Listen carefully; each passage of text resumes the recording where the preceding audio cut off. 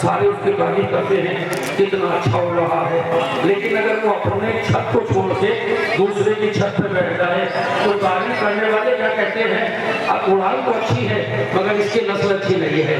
अगर नस्ल अच्छी होती तो कभी अड्डा बदलता, अपना छत न बदलता। तो मैं यही आपसे कहता हूँ, 2.25 महीने हमने हुसैन के दर पे खाया है, लिहाजा जमाना कुछ भी हो, जमाने के हालात कुछ भी हो, हुसैन के साथ वफादारी करना है। दुनिया बदल जाए मगर हमें नहीं बदलना, हमें जिंदा रहना है तो भी हुसैन के बन के रहना है, दुनिया से जाना है तो भी हुसैन बन के जाना है। और हमारी दुआ भी यही है, बोला जिंदा रहे तेरे अज़ादार रहे, बोला दुनिया से उठे तो तेरे गुलामों में शुमार हुआ पड़ा। सलावत पढ़े मोहम्मद वाले।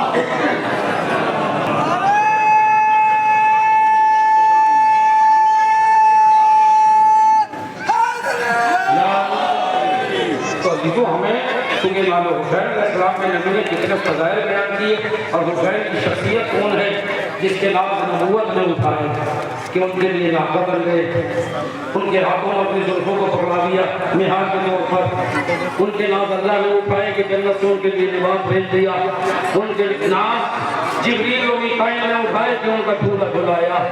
जिस हुसैन के नाम मशीयत ने उठाए, नबूवत ने उठाए, मलाइका ने उठाए, इमामत ने उठाए, फातिमा ने जिसे चक्की पीस के पाला, लेकिन उम्मत वालों ने हुसैन पे कितना जुल्म किया है। अभी आपने बताया तो सुना है कि खुद मेरे मौला ने फरमाया है, मैं वो शहीद हूँ जिसे रुला रुला के शहीद किया गया। कभी कासिम के जनाजे पे रुलाया, कभी अकबर के लाशे पे रुलाया, कभी असगर के लाशे पे रुलाया, कभी मुझे इस तरह से रुलाया है कि कोई इधर से तीर मारता था, कोई उधर से लेसा मारता था, कोई उधर से खंजर मारता था।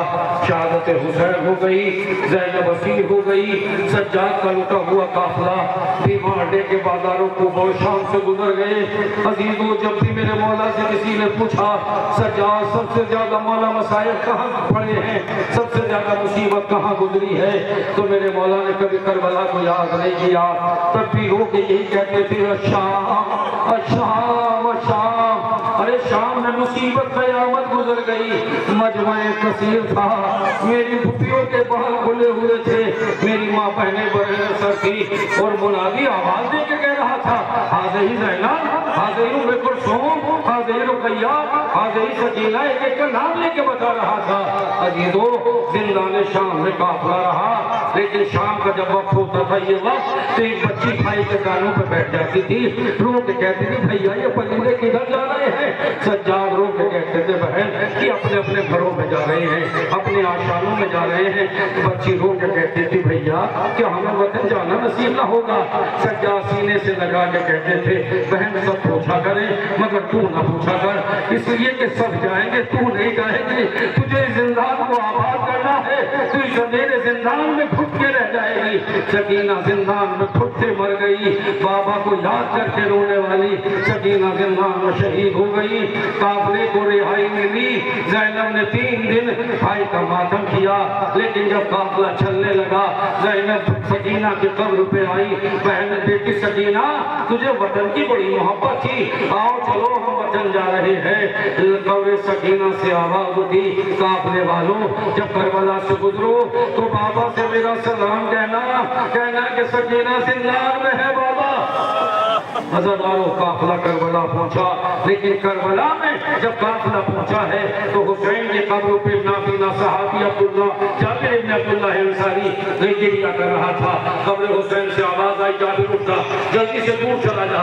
का मौला कोई गलती हो गई? का नहीं, मेरी बहन ज़ैनब आ रही है, लिहाजा जल्दी उठ जा।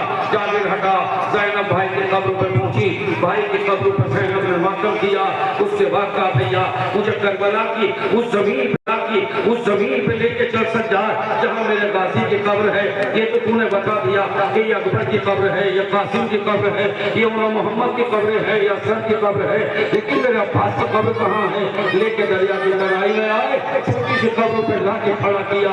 कभी अम्मा ये कब्र है, ज़ैनब कभी कब्र को देखती, कभी गाजी के गज को सोचती, कभी सज्जाद के चेहरे को देखती, और एक मरतबा रो के कहा, मेरे लाल अगर कोई इमाम ज़माना न होता तो तो ज़ैनब कुछ कहती, मगर इतना बता दे मेरा शेर तो बहुत लंबा था, ये कब्र छोटी क्यों है? कभी अम्मा शहादत के बाद जालिमों ने चचा की लाश को टुकड़े टुकड़े कर दिया था, मैंने टुकड़ों को समेट के दफन किया है। काफिला चला, मदीने पहुंचा, इमाम ने बशीर को बुलाया, बस आखिरी जुमले में सवाल है। कब्र नबी पे काफिला पहुंचा, ज़ैनब नाना की कब्र पे पहुंची, जाने के बाद सलाम करके कहा, नाना ज़ैनब आई है, लेकिन मैं शिकवा नहीं करूंगी, इसलिए कि नाना किस चीज का शिकवा करूं? बस एक शिकवा है मुझे ये शिकायत नहीं है कि मेरा करबला में फर उछल गया, मेरा भाई मारा गया, मेरी चादर छिन गई, मुझे बाजारों में फिराया गया, मुझे ये शिकायत नहीं है। बस एक शिकवा है कि 11 मुहर्रम को मुझे भाई की लाश के करीब से ऐसे लेके गए जैसे वो मेरा कुछ लगता नहीं था। भैया मुझे भैया की कब्र लाश पर रोने में लग दिया गया। उसके बाद ज़ैनब उठी, सीधी माँ की कब्र पे आई, जन्नतुल बकी में पहुंची, माँ की तुरबत को देखा, ज़ैनब के कदम लड़खड़ाए, ज़ैनब जमीन पे गिरी, कोनियों के बल चलना शुरू किया, जैसे कोई बच्चा माँ की तरफ बढ़ता है, ताही से कब्र से लिपट गई। अम्मा ज़ैनब आई है। अम्मा जब कुछ सफर से आता है तो कुछ तोहफे लाता है, अम्मा मैं भी सफर से आई हूँ, कुछ तोहफे लेके आई हूँ, अम्मा क्या तोहफे देखोगी?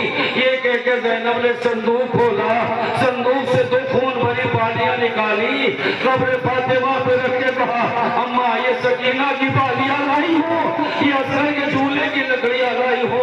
उसके बाद एक कुर्ता जो तीनों से छलनी था, खून से रंगीन था, कब्र सहरा पे डाल के कहा, अम्मा ये भैया का खून भरा कुर्ता, कब्र सैयदा लर्जी बेटी ज़ैना जल्दी उठा ले, अरे मैंने चक्की पीस के डाला था।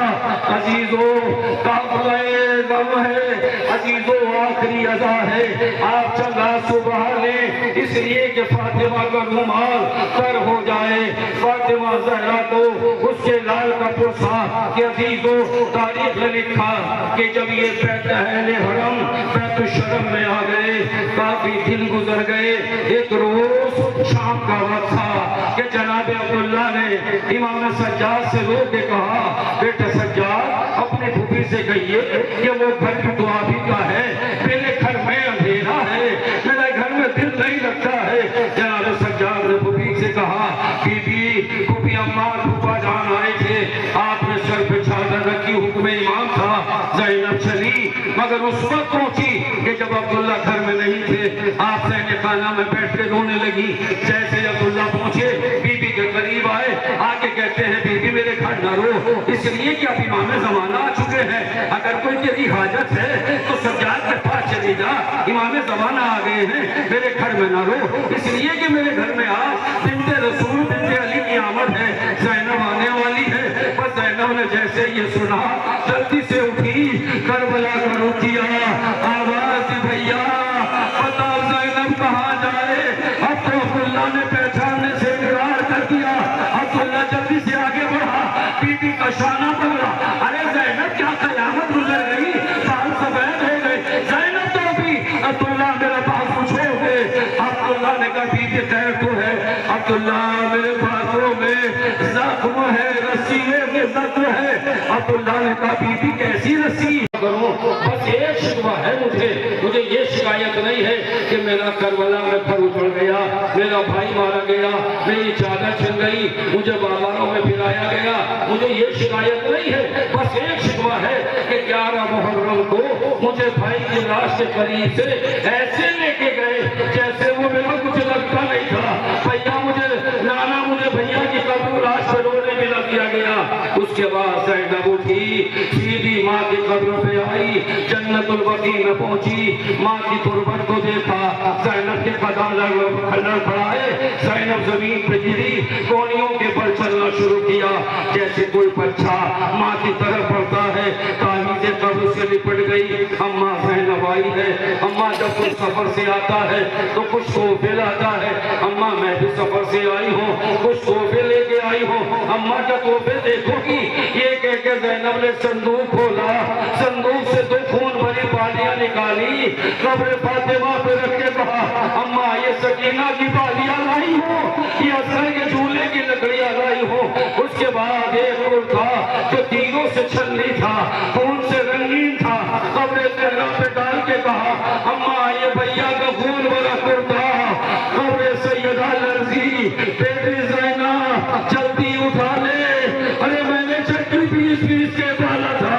अजीजों काफ़िले गम है, अजीजों आखिरी अदा है, आप चंगा सुबह ले, इसलिए कि फातिमा का रुमाल तर हो जाए। फातिमा ज़हरा को उसके लाल का पोशाक के अजीजों तारीख में लिखा कि जब ये अहले हरम बैतुश्शरम में आ गए, काफी दिन गुजर गए। एक रोज शाम का वक्त था कि जनाब अब्दुल्ला ने इमाम सज्जाद से रोक के कहा, बेटे सज्जाद अपने फूफी से कहिए कि वो घर की दुआ भी का है, मेरे घर में अंधेरा है, मेरे घर में दिल नहीं लगता है। जनाब सज्जाद ने फूफी से कहा, बीबी फूफी अम्मा फूफा जान आए थे, आपने सर पे चादर रखी, हुक्म इमाम था, ज़ैनब चली, मगर उस वक्त पहुंची कि जब अब्दुल्ला घर में नहीं थे। आप सहने खाना में बैठ के रोने लगी। जैसे अब्दुल्ला पहुंचे, बीबी के करीब आए, आके कहते हैं, बीबी मेरे घर न रो, इसलिए कि अब इमाम ज़माना आ चुके हैं, अगर कोई तेरी हाजत है तो सज्जाद के पास चली जा, इमाम ज़माना आ गए हैं, मेरे घर में न रो, इसलिए कि मेरे घर में आज बिन्ते रसूल बिन्ते अली की आमद है, ज़ैनब आने वाली है। बस ज़ैनब ने जैसे ये सुना, जल्दी से उठी, करबला का रुख किया, आवाज दी, भैया बताओ ज़ैनब कहाँ जाए? अब तो अब्दुल्ला ने पहचानने से इनकार कर दिया। अब्दुल्ला जल्दी से आगे बढ़ा, बीबी का शाना पकड़ा, अरे ज़ैनब क्या कयामत गुजर गई, बाल सफेद हो गए, ज़ैनब तो अभी अब्दुल्ला मेरे पास पूछोगे। अब्दुल्ला ने कहा, बीबी खैर तो है? अब्दुल्ला मेरे बातों में जख्म है, रस्सी में जख्म है। अब्दुल्ला ने कहा, बीबी कैसी रस्सी? का भाई की शहादत के बाद अब्दुल्ला मेरे बाजू मेरे सर बाल के बाजारे में फिराया गया, दरबार में ले जाया गया, इतना सुना, अब्दुल्ला ने तलवार को निकाला, अरे मेरी जिंदगी में अली की बेटी के बाजू बन गए, ज़ैनब की चादर छिन गई, अब्बास की बहन को बेपर्दा बाजारों में फिराया गया।